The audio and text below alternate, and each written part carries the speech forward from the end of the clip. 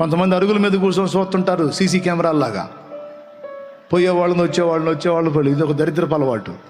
మనం ఆ టైపు కాదు. పని ఉంటే పని, లేకపోతే దేవుని మందిరం. పని ఉంటే పని, లేకపోతే దేవుని మందిరం, దేవుని సన్నిధి. ఇదే మన జీవితం. ప్రియులారా, ఇది ఎందుకు చెబుతున్నానో అర్థం చేసుకోండి. మీరు ఎల్లప్పుడూ పనికిమాలినోళ్ళలాగా ఉండకూడదు. మీరు పనోళ్ళు కావాలి, ప్రార్థనా యోధులు కావాలి, దేవుని శక్తిని లోకానికి చూపేవారు కావాలనేది నా ఆశ.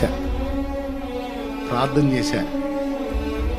ఆ 3 దినాల నుంచి ఏమీ ఆహారం ముట్టనోడు పడిపోయి ఉన్నాడు.